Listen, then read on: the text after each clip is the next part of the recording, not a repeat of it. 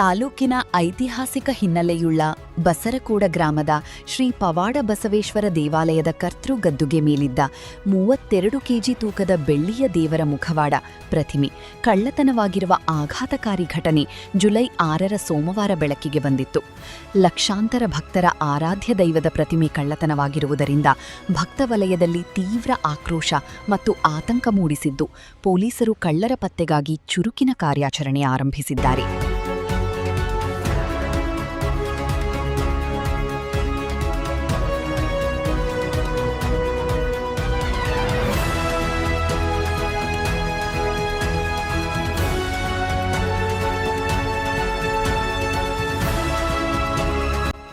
ಘಟನಾ ಸ್ಥಳವಾದ ಪವಾಡ ಬಸವೇಶ್ವರ ದೇವಾಲಯಕ್ಕೆ ಬುಧವಾರ ವಿಜಯಪುರ ಜಿಲ್ಲಾ ಪೊಲೀಸ್ ವರಿಷ್ಠಾಧಿಕಾರಿ ಎಸ್ಪಿ ಲಕ್ಷ್ಮಣ ನಿಂಬರಗಿಯವರು ಭೇಟಿ ನೀಡಿ ಪರಿಶೀಲನೆ ನಡೆಸಿದರು.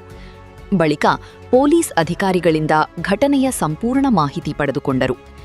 ಈ ವೇಳೆ ಮಾಧ್ಯಮಗಳೊಂದಿಗೆ ಮಾತನಾಡಿದ ಎಸ್ಪಿ ಲಕ್ಷ್ಮಣ ನಿಂಬರಗಿ, ಲಕ್ಷಾಂತರ ಭಕ್ತರ ಭಾವನೆಗಳಿಗೆ ಈ ಘಟನೆಯಿಂದ ಧಕ್ಕೆಯಾಗಿದೆ. ಇದನ್ನು ಗಂಭೀರವಾಗಿ ಪರಿಗಣಿಸಿದ್ದು ಅತ್ಯಂತ ಮುತುವರ್ಜಿಯಿಂದ ಕಳ್ಳರ ಪತ್ತೆ ಕಾರ್ಯ ನಡೆಸುತ್ತಿದ್ದೇವೆ. ಕಳ್ಳರನ್ನು ಹಿಡಿಯುವುದು ನಮಗೆ ಸವಾಲಾಗಿದ್ದು, ನಮ್ಮ ಪೊಲೀಸ್ ತಂಡಗಳು ಶೀಘ್ರದಲ್ಲೇ ಆರೋಪಿಗಳನ್ನು ಪತ್ತೆ ಹಚ್ಚಲಿವೆ. ಕಳ್ಳತನ ಪ್ರಕರಣದ ತನಿಖೆಗಾಗಿ ಬಾಗಿವಾಡಿ ಡಿವೈಎಸ್ಪಿ ಚಂದ್ರಕಾಂತ ನಂದರೆಡ್ಡಿ ನೇತೃತ್ವದಲ್ಲಿ ವಿಶೇಷ ತಂಡವನ್ನು ರಚಿಸಲಾಗಿದೆ. ಈ ತಂಡದಲ್ಲಿ ಮುದ್ದೇಬಿಹಾಳ ಸಿಪಿಐ ಮೊಹಮ್ಮದ್ ಫಸಿಯುದ್ದೀನ್ನ ಹಾಗೂ ಪಿಎಸ್ಐ ಸಂಜಯ ತಿಪ್ಪರೆಡ್ಡಿ ಕಾರ್ಯನಿರ್ವಹಿಸುತ್ತಿದ್ದು, ಈಗಾಗಲೇ ತನಿಖೆಯನ್ನು ತೀವ್ರಗೊಳಿಸಲಾಗಿದೆ ಎಂದರು. ಕೋಡದಲ್ಲಿರುವಂತಹ ಪವಾಡ ಬಸವೇಶ್ವರ ದೇವಸ್ಥಾನದ ಮೂರ್ತಿ ಕಳ್ಳತನ ಆಗಿದೆ. ಅದು 32 ಕೆಜಿ ವಿಗ್ರಹ ಅಂತ ಕೇಳ್ಪಟ್ಟಿದೆ. ಈಗಾಗಲೇ ಪೊಲೀಸ್ ತನಿಖಾ ತಂಡ ಡಿಎಸ್ಪಿ ಬಾಗೇವಾಡಿಯವರ ನೇತೃತ್ವದಲ್ಲಿ ಫಾರ್ಮ್ ಆಗಿದೆ. ಸಿಪಿಐ ಮುದ್ದೇಬಿಹಾಳು ಮತ್ತೆ ಪಿಎಸ್ಐ ಮುದ್ದೇಬಿಹಾಳು ಅವರ ನೇತೃತ್ವದಲ್ಲಿ ತಂಡವನ್ನು ರಚನೆ ಮಾಡಲಾಗಿದೆ. ಪೊಲೀಸ್ ಕಳ್ಳರನ್ನ ಹಿಡಿಯೋದು ಕೂಡ ಒಂದು challenging, but we are very confident. ನಮ್ಮ ಇರುವಂತಹ ಡಿಎಸ್ಪಿ, ಸಿಪಿಐ ಮತ್ತೆ ಪಿಎಸ್ಐ ಮತ್ತೆ ಅವರ ಪೊಲೀಸ್ ಸಿಬ್ಬಂದಿ ತಂಡ ಏನಿದೆ, ಆದಷ್ಟು ಬೇಗನೆ ಇದನ್ನ ಪತ್ತೆ ಮಾಡುವ ಒಂದು ಕಾರ್ಯವನ್ನ ಮಾಡಿ. ಇನ್ವೆಸ್ಟಿಗೇಷನ್ ಅನ್ನೋದು it is all about possibilities. ಯಾವುದನ್ನು ಕೂಡ ಅಲ್ಲಗಳೆಯಕ್ಕಾಗಲ್ಲ.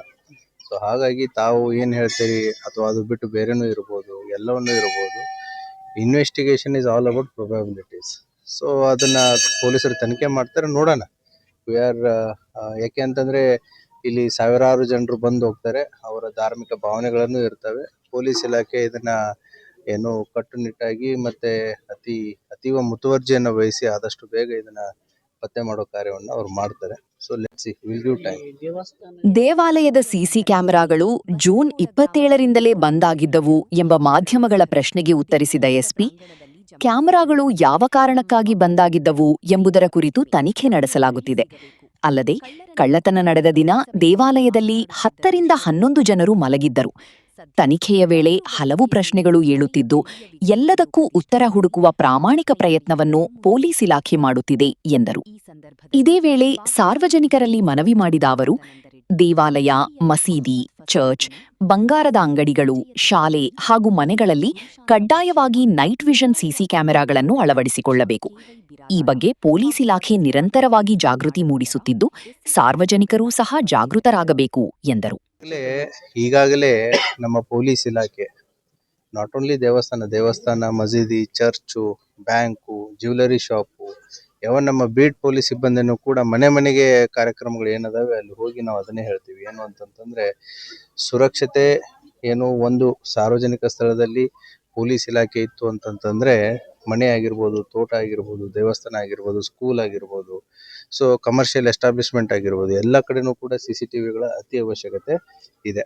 ಹಾಗಾಗಿ ಸಾರ್ವಜನಿಕರಾಗಿರ್ಬೋದು, ಅಂಗಡಿ ಮುಗ್ಗಟ್ಟಾಗಿರ್ಬೋದು, ಸ್ಕೂಲು, ಕಾಲೇಜಸ್, ದೇವಸ್ಥಾನಗಳು, ಯಾರಿಗೆ ಶಕ್ತಿ ಇದೆ definitely they should put the CCTVs. ಅದು ನೈಟ್ ವಿಷನ್ CCTVs ಇದನ್ನು ಮಾಡ್ತಾರೆ. ಸೊ ವಿ ಆರ್ ಹೋಪ್ಫುಲ್, ನೋಡೋಣ.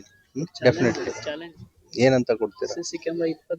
ಹೌದು, CCTV 27 ಆಫ್ ಆಗಿದೆ. ಯಾವ ಕಾರಣಕ್ಕೆ ಆಫ್ ಆಗಿದೆ, ಏನಾಗಿದೆ ನೋಡೋಣ. All those are matter of the investigation. ಅವತ್ತಿನ ದಿನ ಇಲ್ಲೊಂದು 10-11 ಜನನು ಮಲಗಿದ್ದಾರೆ. ಸೊ ಹಾಗಾಗಿ ಇನ್ವೆಸ್ಟಿಗೇಷನ್ದಲ್ಲಿ ಹಲವಾರು ಪ್ರಶ್ನೆಗಳಿರ್ತವೆ, ಉತ್ತರಗಳನ್ನು ಹುಡುಕುವ ಒಂದು ಪ್ರಯತ್ನವನ್ನು ಪೊಲೀಸ್ ಇಲಾಖೆ ಮಾಡುತ್ತೆ. So let us see, we are hopeful and we are confident on our police team ಪ್ರಯತ್ನ ಮಾಡ್ತೀವಿ. Thank you. ಎಸ್ಪಿ ಭೇಟಿಯ ಸಂದರ್ಭದಲ್ಲಿ ಬಸರಕೋಡ ಗ್ರಾಮದ 100 ಮಹಿಳೆಯರು ಹಾಗೂ ಗ್ರಾಮಸ್ಥರು ದೇವಾಲಯದ ಪ್ರಾಂಗಣದಲ್ಲಿ ಜಮಾಯಿಸಿದ್ದರು. ನಮ್ಮ ಪವಾಡ ಮುತ್ಯ, ದೇವರ ಪ್ರತಿಮೆ ನಮಗೆ ಮರಳಿ ಸಿಗಬೇಕು, ಕಳ್ಳರನ್ನು ಕೂಡಲೇ ಬಂಧಿಸಬೇಕೆಂದು ಮಾತನಾಡುತ್ತಿದ್ದ ದೃಶ್ಯಗಳು ಕಂಡುಬಂದವು. ಸದ್ಯ ಕರ್ತೃಗದ್ದುಗೆಯ ಮೇಲೆ ಹಳೆಯ ಬೆಳ್ಳಿಯ ವಿಗ್ರಹವನ್ನು ಪ್ರತಿಷ್ಠಾಪಿಸಿ ಪೂಜಾ ಕೈಂಕರ್ಯಗಳನ್ನು ಮುಂದುವರಿಸಲಾಗಿದೆ.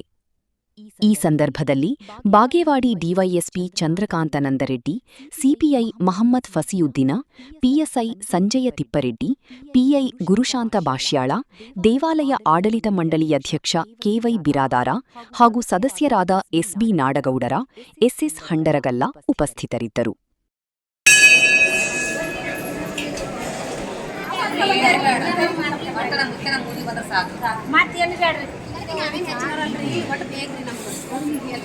ನಾವೇನ್